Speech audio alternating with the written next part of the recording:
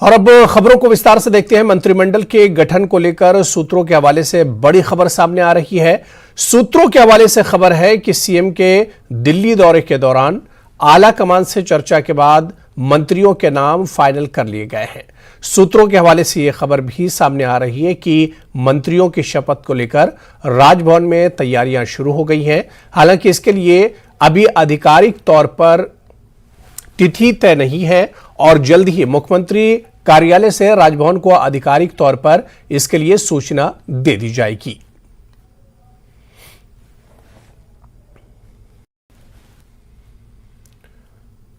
शीतकालीन सत्र के आखिरी दिन सदन में राज्यपाल के अभिभाषण पर चर्चा हुई। चर्चा में विपक्ष की ओर से विपिन सिंह परमार ने हिस्सा लिया और चर्चा के दौरान सत्ता पक्ष से किए गए हमलों पर जमकर पलटवार किए।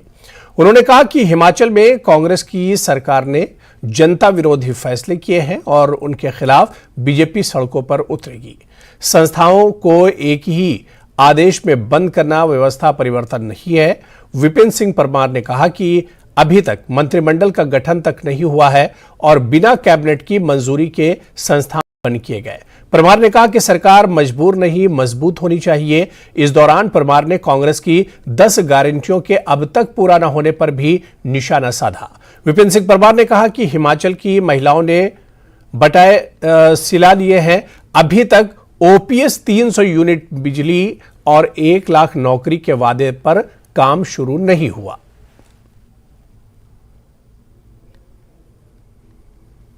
इस प्रस्ताव का या अभिभाषण का जो हिमाचल प्रदेश की जनता की भावनाओं को ध्यान में रख करके रोड मैप ना बना करके तैयार किया गया, उसका हमने विरोध किया। हमारे दल ने, भाजपा ने विरोध किया। 25-26 दिनों की बात करें तो ये बिखरी हुई सरकार, जिस सरकार का मंत्रिमंडल का गठन नहीं हुआ, मंत्रिमंडल की बैठक नहीं हुई।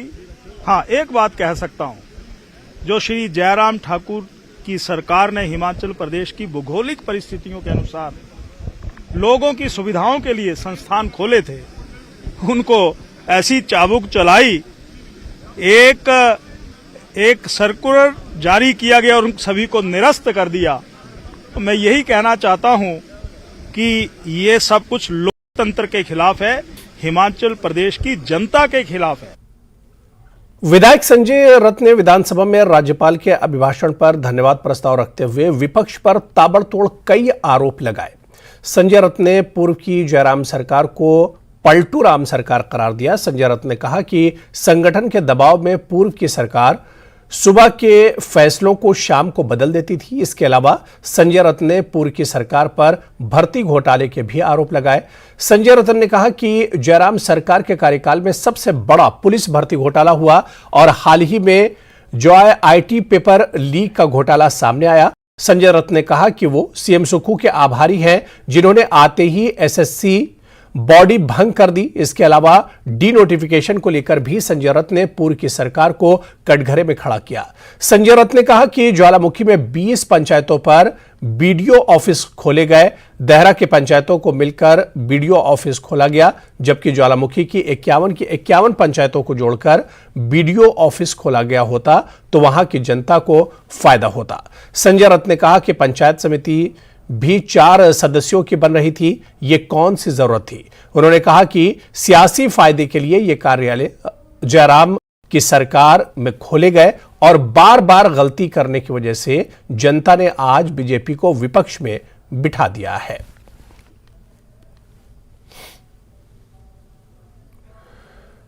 धर्मपुर से कांग्रेस के विधायक चंद्रशेखर ने राज्यपाल के अभिभाषण के प्रस्ताव का समर्थन करते हुए पूर्व की सरकार पर हमला बोला। इस दौरान चंद्रशेखर ने सुन्नी प्रोजेक्ट को लेकर निशाना साधते हुए कहा कि सुन्नी प्रोजेक्ट को भाजपा अपनी उपलब्धि बता रही है, जबकि ये वीरभद्र सिंह के निजी प्रयास थे। उन्होंने ही इस परियोजना को योजनाबद्ध तरीके से चढ़ाया। चंद्रशेखर ने कहा कि इन्वेस्टर मीट के नाम पर पूर्व की भाजपा सरकार ने प्रदेश की जनता के साथ बड़ा धोखा किया है। इन्वेस्टर मीट से प्रदेश की जनता को क्या कुछ मिला, इसका आज तक पता नहीं चला है। अभिभाषण प्रस्ताव की चर्चा में हिस्सा लेते हुए कांग्रेस विधायक विक्रमादित्य ने कहा कि असली रामराज मुख्यमंत्री सुखविंदर सिंह सुक्खू की अगुवाई में आएगा। पूर्व की सरकार ने सस्ती लोकप्रियता हासिल करने के लिए अनगिनत दफ्तर खोले। अब विपक्ष को 6 महीने मौन व्रत धारण करके रखना चाहिए और बेहतर चर्चा के लिए 5 साल निश्चल भाव से सदन में आना चाहिए। राज्यपाल के अभिभाषण पर हुई चर्चा में पूर्व मंत्री और भाजपा विधायक सुखराम चौधरी ने भी हिस्सा लिया। विधानसभा के बाहर भी न्यूज 18 से खास बातचीत में सुखराम चौधरी ने कांग्रेस सरकार पर हमला बोला और कहा कि सरकार बताए कि वो अपनी गारंटियों को पूरा करने के लिए कौन से दफ्तर से गोबर खरीदेगी। के शीतकालीन सत्र का आज अंतिम दिन है और राज्यपाल के अभिभाषण पर चर्चा जारी है। इस चर्चा में विपक्ष की ओर से जिन सदस्यों ने हिस्सा लिया है उनमें से एक पूर्व में ऊर्जा मंत्री रहे और पोंटा साहिब से भाजपा विधायक हमारे साथ हैं सुखराम चौधरी। सर, किस तरह से आप जो है इस अभिभाषण को देखते हैं और चर्चा के दौरान जो है आपने बहुत सारे सवाल उठाए। देखिए, महामहिम राज्यपाल जी ने जो यहाँ पर अभिभाषण पढ़ा वो उसमें कुछ ज्यादा नहीं है। जब प्रदेश में चुनाव हो रहा था, मैं तो सीधी बात करना चाहता हूँ, कांग्रेस के कार्यकर्ता लोगों के पास गए, लोगों से उन्होंने कहा, हिमाचल प्रदेश के लोगों से, हम तुरंत आपका 2 रुपये किलो गोबर लेंगे, तुरंत इंतजाम करेंगे। हम आज इनसे पूछ रहे थे गोबर कहाँ भेजें, कौन से ऑफिस में भेजें। इन्होंने उस समय फार्म भरवाए जल्दबाजी में महिलाओं से, ऐसी महिलाओं से फार्म भरवा दिया जिनके हस्बैंड सर्विस में। जब उन्होंने कहा कि हम तो सर्विस में हैं, उसने कहा कोई नहीं, हमने 18 से 60 साल की सारी महिलाओं को 1500 रुपये प्रति महीना देना। हजारों महिलाओं के फार्म भरवा दिए, मंदिरों में जाकर कस्में खाई, बस सरकार बन जाए। 10 दिन के अंदर अंदर गारंटी दी थी, इन्हें ओपीएस लागू करने की बात कही, 300 यूनिट बिजली फ्री देने की बात कही थी, 2 रुपये गोबर लेने की बात कही थी। लगभग 23 लाख महिलाओं को हिमाचल प्रदेश में 18 से 60 साल की उम्र में 1500 रुपये महीना पेंशन लगाने की बात कही थी। हम इनसे बात पूछ रहे हैं, आपकी सरकार को बने लगभग 1 महीना होने वाला है, आप कम से कम आपने डी नोटिफाई करने के लिए इंस्टीट्यूट जो पूर्व की सरकार ने खोले थे उनकी कमेटियां तो बना दी।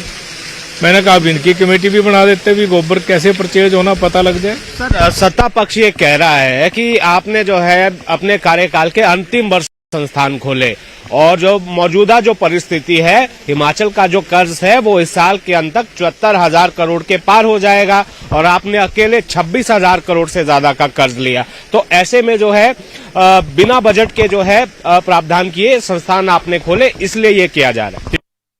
जब प्रदेश में कांग्रेस की सरकार थी, वीरभद्र सिंह जी प्रदेश के मुख्यमंत्री थे, अप्रैल 2017 से नवंबर 2017 तक उस सरकार ने भी सैकड़ों से अधिक इंस्टीट्यूट हिमाचल प्रदेश में खोले थे। 22 तो नए कॉलेज खोले थे उस समय और एक कमरे में कॉलेज खोल दिए थे, +2 स्कूलों में कॉलेज खोल दिए थे। आदरणीय जयराम ठाकुर जी की सरकार ने वो सभी कॉलेज चला कर दिए, वो सारे इंस्टीट्यूट कंटिन्यू करके दिए। अब क्या रणनीति है सर विपक्ष की? हम तो इनसे साफ सुथरी बात कहना चाहते हैं कि आप जो आपने इंस्टीट्यूट डी नोटिफाई किए हैं उनको आप दोबारे चालू करिए, नहीं तो विधानसभा के अंदर भी आपका घेराव होगा और विधानसभा के बाहर सड़कों पे भी हम आपका घेराव करेंगे। जब तक आप ये हिमाचल प्रदेश के लोगों के साथ जो आपने अनजस्टिस किया, मैं कहूँगा अनजस्टिस है, उसको जस्टिस में नहीं बदलेंगे, हर जगह आपका विरोध होगा। तो यहाँ पर जो है तेवर में किस तरह से विपक्ष है वो यहाँ पर जो है लगातार बात रख रहा है और किसी भी सूरत में जो है सत्ता पक्ष को बख्शने के मूड में नहीं है। और यहाँ पर बार बार विपक्ष की तरफ से ये कहा जा रहा है, चाहे वो सदन के भीतर हो या सदन के बाहर, सुक्खू सरकार को जो है घेरा जाएगा। धर्मशाला से मेरे कैमरा सहयोगी दीपक राणा के साथ रणबीर सिंह, न्यूज 18 हिमाचल। चलिए यहां पर रुकेंगे फिलहाल छोटे से ब्रेक के लिए। आज विधानसभा की कार्यवाही के दौरान हिमाचल प्रदेश राजकोषीय उत्तरदायित्व और बजट प्रबंधन संशोधन विधेयक 2023 के साथ हिमाचल प्रदेश माल और सेवा कर विधेयक को सदन में पारित किया गया। दोनों विधेयकों को डिप्टी सीएम मुकेश अग्निहोत्री ने सदन में रखा था।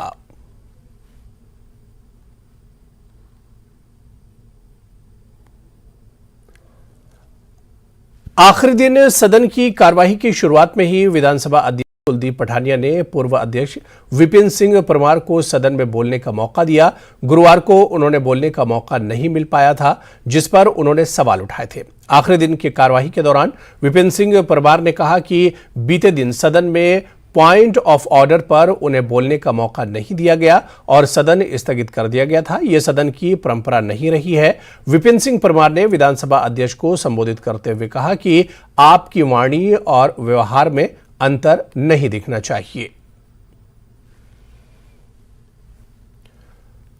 धर्मशाला में विधानसभा सत्र के दूसरे दिन गुरुवार को राज्यपाल का अभिभाषण हुआ। अपने अभिभाषण में राज्यपाल ने सुखविंदर सिंह सुक्खू की सरकार की प्राथमिकताएं गिनाते हुए अब तक के लिए किए गए फैसलों की तारीफ की। राज्यपाल ने अपने अभिभाषण में कहा कि युवा सीएम का होना खुशी की बात है। उन्होंने प्रदेश के विकास के लिए सत्ता पक्ष और विपक्ष को साथ चलने की बात कही। राज्यपाल ने कहा कि सरकार उपयोगी और रचनात्मक आलोचना के प्रति सजग रहेगी। सत्ता पक्ष और विपक्ष सकारात्मक सोच के साथ आगे बढ़े।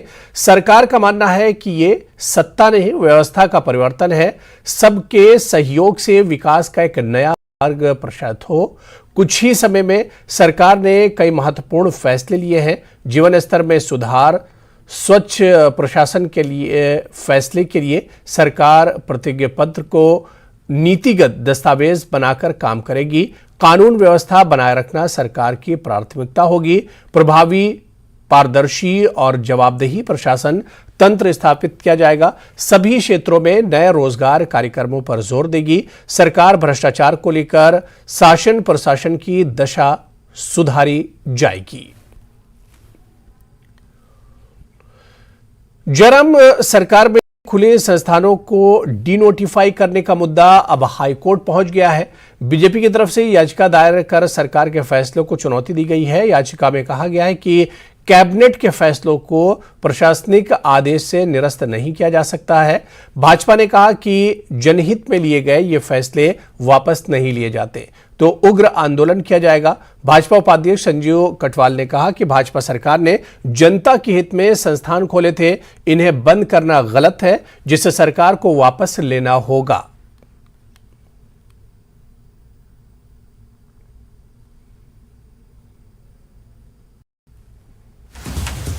और शिमला से इस वक्त बड़ी खबर। शिमला में 29 ग्राम चिट्टे के साथ 2 व्यक्ति गिरफ्तार किए गए। पुलिस ने HRTC बस में दबोचा है। दोनों शिमला के कुमार सेन के रहने वाले बताए जाते हैं। बालूगंज थाने में मामला दर्ज किया गया है। नशा तस्करों को आज कोर्ट में पेश किया जाएगा। SSP रमेश शर्मा ने बाकायदा इसकी जानकारी दी है।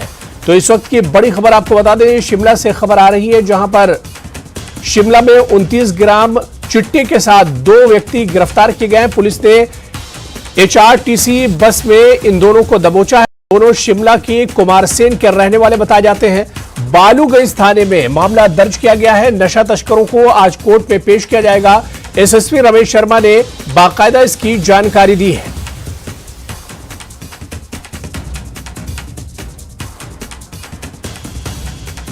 शिमला जिला की जो SIU टीम है, उन्होंने तारादेवी में HRTC बस जो कि नालागढ़ से रिकांगपिओ जा रही थी, उसमें 2 युवकों को गिरफ्तार किया गया है चिट्टे के साथ, जिनके पास 29 ग्राम चिट्टा अर्थात हीरोइन बरामद हुई है। ये युवक दोनों शिमला जिले के ही रहने वाले हैं, जिनमें एक कोटगढ़ तथा दूसरा कुमारसेन का रहने वाला है। दोनों युवकों को हिरासत में लिया गया है और मामला पुलिस थाना बालूगंज में पंजीकृत किया गया है तथा मामले का अन्वेषण किया जा रहा है।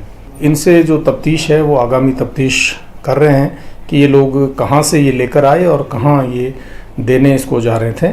इनमें से एक युवक पहले भी एक बार जो है चिट्टे के मामले में संलिप्त रहा है। उसकी भी तस्दीक की जा रही है। साथ ही साथ एक और मामला जो है थाना सदर के अंतर्गत पंजीकृत हुआ है, जिसमें एक युवक को जो है नशीली जो नाइट्रोजापाम की 27 टैबलेट्स है उसके साथ उसको गिरफ्तार किया गया है और उसमें भी मामला पुलिस थाना सदर में पंजीकृत किया गया है और मामले का अन्वेषण किया जा रहा है। और इस वक्त एक और बड़ी खबर आ रही है। बद्दी में धुंध के कारण बड़ा सड़क हादसा हुआ है। टाइम्स मार्ग पर गहरी खाई में ट्रक गिरा है। हादसे में ट्रक चालक की बाल बाल जान बची है।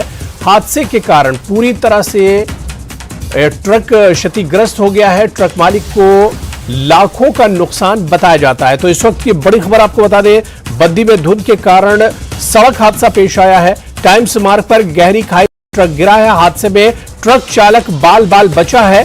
हादसे के कारण पूरी तरह से ट्रक बर्बाद हो गया है, क्षतिग्रस्त हुआ है। ट्रक मालिक को लाखों रुपयों का नुकसान इस हादसे में हुआ है और इस हादसे की तस्वीरें भी हम आपको दिखा रहे हैं। बताया जा रहा है कि ट्रक मालिक को इस हादसे की वजह से लाखों रुपयों का नुकसान हुआ है। हालांकि ट्रक का ड्राइवर की जान बच गई है, लेकिन ट्रक को काफी ज्यादा इस हादसे में नुकसान पहुंचा है। बताया जाता है कि धुंध के कारण यह सड़क हादसा पेश आया है। टाइम्स मार्ग पर गहरी खाई में यह ट्रक गिरने से हादसा पेश आया है।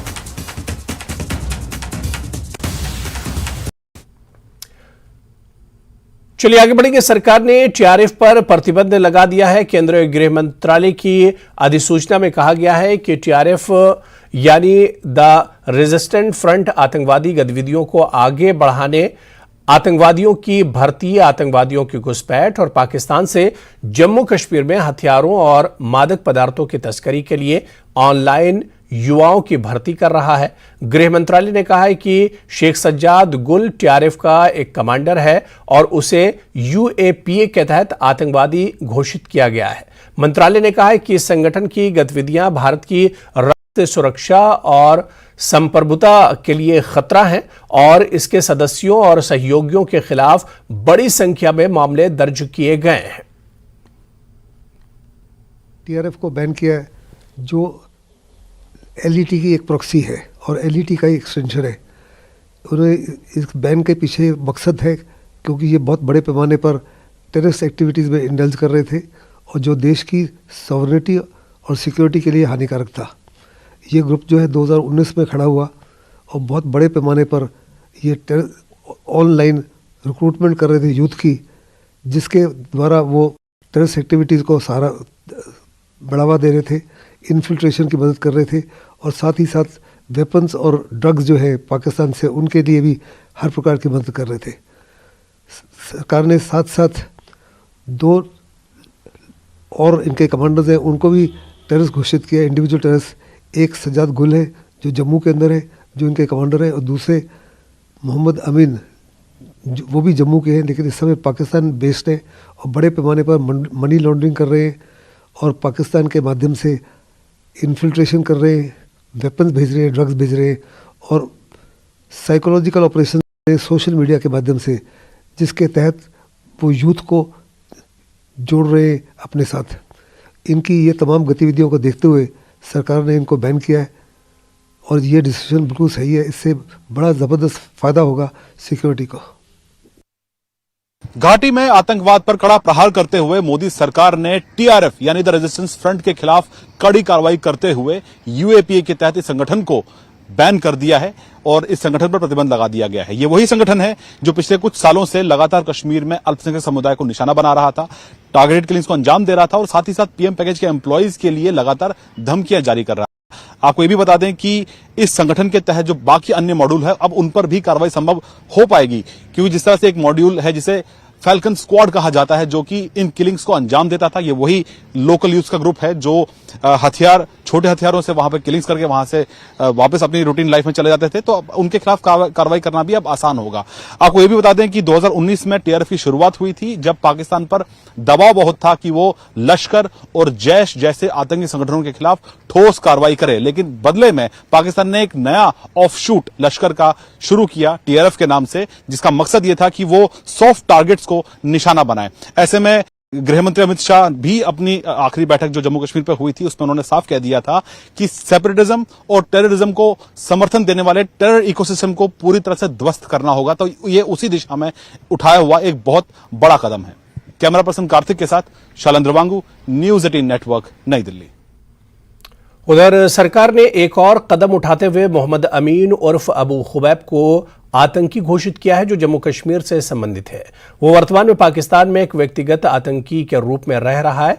वो लश्कर तैयबा के लॉन्चिंग कमांडर के रूप में काम कर रहा है। उसे सीमा पर एजेंसियों के साथ गहरे संबंध विकसित किए हैं। जम्मू कश्मीर के जम्मू क्षेत्र में लश्कर की आतंकवादी गतिविधियों को पुनर्जीवित करने और बढ़ाने में महत्वपूर्ण भूमिका निभा रहा है। खुबैब भी सीमा पार से जम्मू कश्मीर में आतंकवादी हमलों, हथियारों और विस्फोटकों की आपूर्ति और आतंकी फंडिंग में शामिल रहा है। राजौरी के डांगरी में गुज़िश्ता रोज हुए दहशतगर्दाना हमले में जहां 6 अफराद हलाक हुए थे, वहीं दीगर कई जख्मी हुए थे। जख्मियों का राजौरी के जिला अस्पताल में इलाज चल रहा है और इनकी हालत मुस्तहकम बताई जा रही है। बारकैफ आज भी इन्हें वो भयानक रात याद है जब ये दहशतगर्दों ने 3 घरों में अंधाधुंध फायरिंग के 6 लोगों की जान ली थी। न्यूज 18 JKLH की टीम ने अस्पताल का दौरा कर जख्मी शहरियों से बातचीत की। कैसी हुई थी? आप वहीं पे मौजूद थी? हम बैठे हुए थे, अचानक से ब्लास्ट हो गया, पता ही नहीं चला कैसे हो। ब्लास्ट होने के बाद पता चला कुछ हुआ। कितने लोग उस वक्त घर में थे? हम 6-7 बच्चे थे, 7-8 बच्चे थे। 2 मामियाँ थी और 4 कोई ऑफिसर थे हमारे साथ। वो यूनिफॉर्म में नहीं थे, ऐसे ही थे ऑफिसर। ऑफिसर भी उस वक्त घर में थे, तो क्या उनको भी चोटें आई आपके साथ? कोई पता नहीं, बोल रहे थे कि एक को आई है सिर में, तो बाकी 3 का कोई पता नहीं। आपको कहाँ कहाँ चोट आई और अब आपकी हालत कैसी है? मुझे टांग में लगी हुई है, तो सिर में दर्द है मेरे। पीछे CT स्कैन करवाया, नहीं ठीक आया। MRI करवाई है आज, उसकी रिपोर्ट कल आएगी। जिनकी डेथ हुई है दीपक, वो कजन ब्रदर है मेरे। तो जो लड़की की हुई है समीक्षा, वो मेरी सिस्टर है, सगी सिस्टर थी। क्या हुआ था उस दिन? तो आप उसी घर में मौजूद थे उस दिन, उस वक्त? हाँ, उधर ही थे, उधर ही बैठे हुए थे। तो किसने उठाया आपको आके? पता नहीं, एक अंकल आए थे, उन्होंने उठाया। पहले तो हम खुद भाग गए। हाँ, हमने गेट बंद कर दिया, हम अंदर छुप के, फिर किसी ने आके हमें उठाया। 6-7 लोग थे आपके साथ सब? विहान भी था वहाँ पे, समीक्षा भी थी? हाँ, सभी वहाँ पे थे। 6-7 बच्चे थे, 2 आंटियाँ थी और 4 आर्मी वाले थे। नहीं, वहाँ पे हमने सिर्फ वो बुलेट्स की वो बार वाले देखे थे हमने, और साथ में वहाँ पे ब्लड ही ब्लड पड़ा हुआ था। अभी आप ठीक महसूस कर रहे हैं? जी भी थोड़ा बहुत। क्या देखा आपने, कैसे हुआ? नहीं देखा, मम्मी फटा बस। घर के किस कोने में, जहाँ पे वो सुना है बाल्टी पड़ी थी, वहाँ पे? सुधा जकी सी डिंडरे जकी बेने से आसा कख नहीं हाथ लाया, उठी बैठे बस एक कदम का हरी लिखता, कुछ पता ही नहीं लगा कि कुदर हमने। अब आपकी हालत कैसी है? हालत बहुत खराब सी। हमारे पास यहाँ पे 8 जो है वो घायल हैं और धीरे धीरे ये रिकवरी की ओर जा रहे हैं। अभी किसी भी जो है वो खतरे से ये बाहर हैं, इनकी ट्रीटमेंट चल रही है, सभी इन्वेस्टिगेशंस भी हो रही हैं। तो ये अच्छे से जो है वो अभी रिकवरी की ओर जो है वो जा रहे हैं और आने वाले 2-3 दिनों के अंदर हम सोच सकते हैं, सभी डॉक्टरों की एक टीम बैठ कर डिसाइड करेगी कि हम इनको छुट्टी जो है वो कब देंगे। तो उसी प्रकार से जैसे आपने 1-2 पेशेंट से बात की कि उन्होंने कहा कि हमारी हालत अभी उतनी ठीक नहीं है, तो इसलिए हम भी कोई रिस्क नहीं लेना चाहते हैं। अभी हमारे पास ये हैं, हम इनका खाने का व्यवस्था भी यहाँ से करते हैं और दवाई की सभी व्यवस्था भी, और डॉक्टरों की टीम बना रखी है जो टाइम टू टाइम जो है वो इनको देखते हैं, और हमारे पैरामेडिक और नर्सिंग स्टाफ भी इनको कंटिन्यूसली जो है वो इन पर नजर बनाए हुए हैं। तो चलिए, इस बुलेटिन में भी फिलहाल इतना ही। नमस्कार।